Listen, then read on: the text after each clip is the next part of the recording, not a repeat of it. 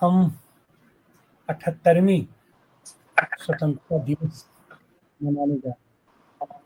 इस 78 सालों में हमने क्या पाया है? 78 साल के बाद देश में गुंजायमान हो रहा है, वोट चोर गद्दी छोर। हमारा जनतंत्र यहाँ तक पहुँच गया है। चुनाव में सुधार करने की बात बार बार की जाती है, हम कर भी रहे हैं, लेकिन अभी हमने पिछले दिनों देखा चंडीगढ़ में किस तरीके से चुनाव कराया गया, मेयर का चुनाव कराया गया। खुलेआम अधिकारी बैठ करके और जिता रहा था भाजपा को। पकड़ी गई चोरी, उसके बाद फिर से काउंटिंग हुआ और वहां पर भाजपा का कैंडिडेट हारा। उस अधिकारी का कुछ नहीं हुआ। पिछली बार हमने देखा हरियाणा में कैसे चुनाव हुआ, हमने देखा दिल्ली में कैसे चुनाव हुआ, हमने देखा महाराष्ट्र में कैसे चुनाव हुआ, और अब तो पूरे देश का जो लोकसभा चुनाव हुआ था 2024 का, उस पर प्रश्न चिन्ह खड़ा हो गया है।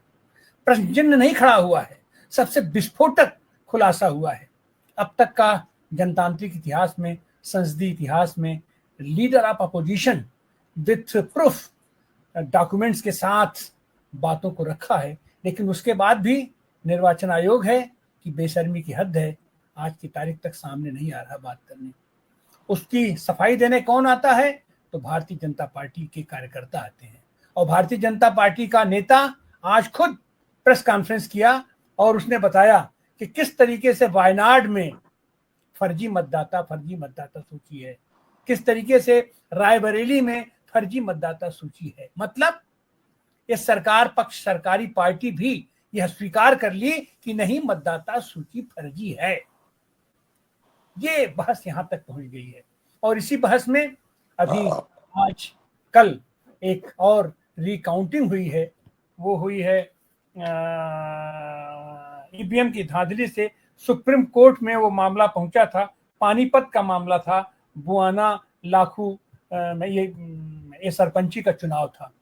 वहां 2022 में चुनाव हुआ था, नीचे उसको कैंसिल कर दिया गया था। वो आदमी सुप्रीम कोर्ट में गया और 3 साल बाद सुप्रीम कोर्ट ने अपने सामने ईवीएम मशीन को मंगवाया और अपने सामने, सबके सामने उसमें मतों की गणना की और जो हारा हुआ प्रत्याशी था उसको उसने विजयी घोषित कर दिया। मोहित कुमार को विजयी घोषित कर दिया और उसके पहले जो कुलदीप विजयी घोषित किए गए थे उनका निरस्त कर दिया गया और उसने आदेश दिया कि यह परिणाम आप घोषित कीजिए। ऐसी हालत में अभी उत्तर प्रदेश में उपचुनाव हुआ है, नगर निकाय का चुनाव हुआ है, उपचुनाव हुआ है, 2 जगह उपचुनाव हुआ। सीतापुर जिले में महमूदाबाद और मिश्रिख, दोनों जगह उपचुनाव था। कांटे की लड़ाई थी, आप जानते हैं इस समय। और भारतीय जनता पार्टी और सत्ता में रह करके जिस तरीके का दुरुपयोग कर सकती है उतना ये लोग दुरुपयोग करते हैं। लेकिन उसके बावजूद भी मिश्रिख में तो इनकी दाल गल गई। मिश्रिख में अपने आप को डिटेन कर ले गए। वहां के विधायक की बहू लड़ रही थी, वहां ये इन केम प्रकार जीत गए। लेकिन महमूदाबाद में इनकी शर्मनाक हार हुई है। वहां समाजवादी पार्टी की आमिर अरफान वहां जीते हैं और भारतीय जनता पार्टी वहां 5वें नंबर पर रही है। यह कहीं न कहीं से संकेत देता है, आने वाले दिनों के राजनीतिक समीकरण का संकेत देता है। आज हम इसी बात पर यहाँ चर्चा करने के लिए उपस्थित हैं। हमारे साथ पूर्व एमएलसी सीतापुर के बगल के सीतापुर के प्रभारी हैं, पार्टी के लखीमपुर खीरी से आते हैं पूर्व एमएलसी शशांक यादव जी, आपका स्वागत है। और हमारे साथ वरिष्ठ राजनीतिक विश्लेषक, आर्थिक मामलों के जानकार प्रोफेसर शिवाजी सरकार साहब हैं। आपका भी सरकार साहब बहुत बहुत स्वागत है, बहुत बहुत अभिनंदन है। और हमारे साथ जुड़े हैं किसान संघर्ष समिति के राष्ट्रीय अध्यक्ष डॉक्टर सुनीलम, आपका भी सुनीलम जी स्वागत है, अभिनंदन है। हम चाहेंगे सुनीलम अपनी टिप्पणी के साथ इस चर्चा को आगे बढ़ाएं। डॉक्टर सुनीलम। बहुत बहुत शुक्रिया। असल में यूपी के अंदर मौसम बदल रहा है और उसका ही ये रिफ्लेक्शन है। जिस तरीके से असल में जो SIR की बात जब चल रही है, जब पूरे देश के अंदर चुनाव के चोरी की बात चल रही है, तो ये बात एकदम बार बार निकल करके आ रही है कि उत्तर प्रदेश के अंदर भी जब विधानसभा चुनाव हुआ था तो उसको भी चुराने का काम किया था। अब एसआईआर जब शुरू हुआ और 65 लाख जो मतदाताओं के जब नाम काट दिए गए और उसको पकड़ लिया गया और उसके ऊपर आज सुप्रीम कोर्ट का फैसला भी आ गया, तब ये पता चल गया कि किस तरीके से उस चोरी को रोकने की कोशिश हुई। इसके ऊपर तमाम सारे जो है डॉक्यूमेंट्स भी आए, उत्तर प्रदेश चुनाव के ऊपर तमाम सारे विश्लेषण हुए। तो वहां पर भी इसी तरीके का मसला हुआ था, तो एक बनती हुई सरकार को रोका गया था। तो स्वाभाविक तौर पे उसका एक आक्रोश होता है, उसकी एक प्रतिक्रिया होती है, उसकी एक नाराजगी होती है, तो वो यहाँ पर पूरे तरीके से दिखाई देती है। 5वें नंबर के ऊपर भाजपा का पहुंचना, मुझे लगता है कि ये तो बहुत ही शर्मनाक है। अकेले एक चुनाव को लेकर के योगी जैसे जो लोग हैं, जो अपने आप को जो है कंपटीशन में ला रहे हैं नरेंद्र मोदी के, और जो मानते हैं कि बस अब 75 साल के मोदी जी होंगे सितंबर में और बस उसके बाद में मेरा नंबर आने वाला है। तो मुझे लगता है कि उनको भी जनता ने उनकी जो हैसियत है वो बताने का काम कर दिया है। और कायदे से तो जो है समाजवादी पार्टी को उन लोगों से जो है इस्तीफा मांगना चाहिए, क्योंकि इस तरीके के चुनाव में इतनी शर्मनाक हार होना कोई भी पार्टी के लिए संभव है। और बहुत बड़े बड़े लोग हारे हैं, हम इस बात को अच्छे ढंग से जानते हैं। मैं ग्वालियर के अंदर से आता हूं, तो ग्वालियर के अंदर अटल बिहारी वाजपेयी भी हारे हैं, फिर इंदिरा गांधी भी हारी हैं। बहुत बड़े बड़े दिग्गज जो है बहुत बड़े बड़े चुनाव हारे हैं। हार जीत का मसला नहीं है, लेकिन 5वें नंबर पे आना और इतना कम वोट लेना, कहाँ पर 8,000 के ऊपर वोट और कहाँ पर 1,000 के आसपास का वोट, तो ये जो है ये पता चलता है कि लोग जो है मन बना रहे हैं। जैसे बिहार के अंदर लोगों ने मन बनाया हुआ है, तो आने वाला जो चुनाव है ना, 27 वाला जो चुनाव है, उसके लिए अभी मन बना रहे हैं। और दूसरा, इससे पार्टी का कॉन्फिडेंस भी बढ़ना चाहिए। और ये भी एक पार्टी के संगठन के अंदर स्पष्ट होना चाहिए कि भाई हम जो काम कर रहे हैं, जिस लाइन में कर रहे हैं, जिस तरीके से कर रहे हैं, तो राष्ट्रीय अध्यक्ष अखिलेश यादव की जो स्ट्रेटेजी है उसके बारे में तो मुझे लगता है कि शशांक यादव जी सबसे प्रामाणिक व्यक्ति हैं, सबसे जानकार व्यक्ति हैं, जो वो बता सकते हैं कि आखिरकार यहाँ तक पहुंचे तो उसके पीछे कौन कौन से एफर्ट हैं। और मुझे लगता है कि वो एफर्ट्स भी सामने आना बहुत जरूरी है, क्योंकि जो बाकी जो चैनल्स हैं वो जो बातचीत करेंगे वो तो अलग इश्यूज पर बातचीत करेंगे। लेकिन मैं ये जरूर चाहूंगा कि शशांक जी जब अपनी बात रखेंगे तो वो हमको ये जरूर बताएंगे कि संगठन के कौन कौन से ऐसे प्रयास चल रहे हैं जिसका नतीजा आपको ये दिखलाई पड़ता है। मुझे लगता है कि ये विश्लेषण भी बहुत ज्यादा जरूरी रहेगा।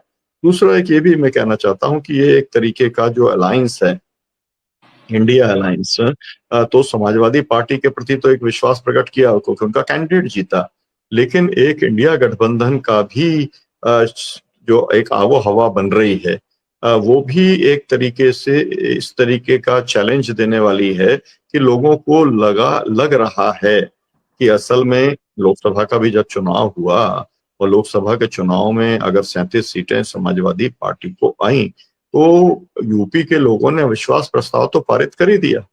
और उसके बाद में जिस शानदार तरीके से वो 37 सांसद परफॉर्म करने का काम संसद के अंदर कर रहे हैं, मुझे लगता है कि उससे लोगों का कॉन्फिडेंस समाजवादी पार्टी के अंदर या अखिलेश यादव के अंदर बढ़ा है, क्योंकि उन्हें लगता है कि भाई जिन लोगों को हमने चुन के भेजा वो कुछ डिलीवर कर रहे हैं। सरकारी योजनाओं को तो वो डिलीवर नहीं कर सकते, वो तो अपोजिशन के जो है मेंबर ऑफ पार्लियामेंट के तौर पर गए हैं, लेकिन लोगों के सवालों को उठाने का काम, उनके ऊपर लड़ने का काम, इफेक्टिवली उसको मैनिफेस्ट करने का काम, वो समाजवादी पार्टी के द्वारा जरूर किया जा रहा है। और इंडिया गठबंधन जिस तरीके से परफॉर्म करने का काम कर रहा है, मुझे लगता है कि उसका असर भी केवल यूपी पे नहीं, बिहार पे नहीं, पूरे देश के ऊपर पड़ रहा है। और लोगों को ये वाली बात भी समझ में आ रही है कि भाई आखिरकार जो लोग 400 कह रहे थे वो पहुंचे 240 के ऊपर और ये पहुंच गए 234 के ऊपर।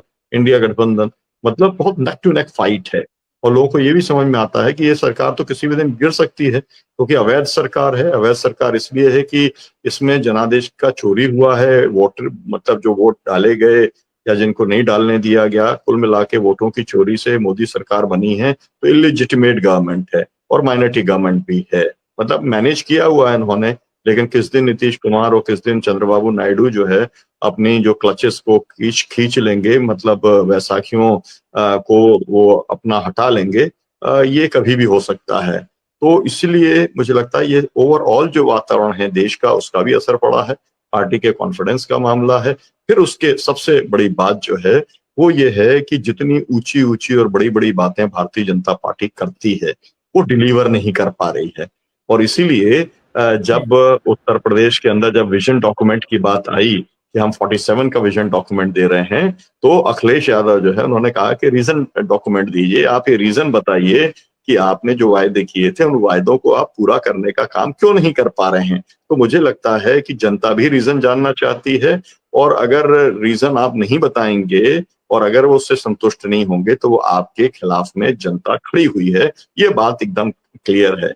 बहुत शुक्रिया आपका तिवारी जी समय देने के लिए, क्योंकि हम तो सुनना चाहेंगे शशांक जी और प्रोफेसर सरकार साहब जो हैं उनको ज्यादा इंसाइट होगा। मैं यूपी के बाहर का हूँ, आप तीनों यूपी के हैं, तो स्वाभाविक तौर पे आपका इंसाइट ज्यादा है, और ये पार्टी के शशांक यादव जी अंदर के इंसाइडर हैं, तो इसलिए इनको भी स्वाभाविक तौर पे हम सबसे ज्यादा जानकारी शशांक जी को होना स्वाभाविक है। जी शुक्रिया। जी शशांक जी, आपको पहले तो बहुत बहुत बधाई। सीतापुर के आप प्रभारी भी हैं और वहाँ पर ऐसी शानदार जीत हुई है, उपचुनाव में जीत हुई है, और पिछले चुनाव को हमने वहाँ पर रिगेन किया है। 8,906 वोट हमें मिला, समाजवादी पार्टी को मिला, और 1,332 वोट भारतीय जनता पार्टी को मिला। इसको आप कैसे देखते हैं? और मिश्रिख में भी जो पिछली बार उनको वोट मिला था, पिछली बार 12,000 वोट मिला था और इस बार 8,000 वोट मिला है भारतीय जनता पार्टी को। किसी किसी तरीके से विधायक की इज्जत बची है, या यूँ कहें कि हो सकता है वो मुझे जो है तिवारी जी मुझे ऑब्जेक्शन ये है कि मतलब इतना सब होने के बाद भी शशांक जी मुस्कुरा नहीं रहे हैं। मतलब इनका जो है, मतलब ये और इनका लगता है कि उम्मीद और ज्यादा थी क्या? क्या चाह रहे थे आप? 5वें के बाद कौन सा नंबर था जो आप भाजपा को भेजना चाह रहे थे? पहले तो एक थोड़ी सी तथ्यात्मक त्रुटि है। मैं मिश्रिख की बगल वाली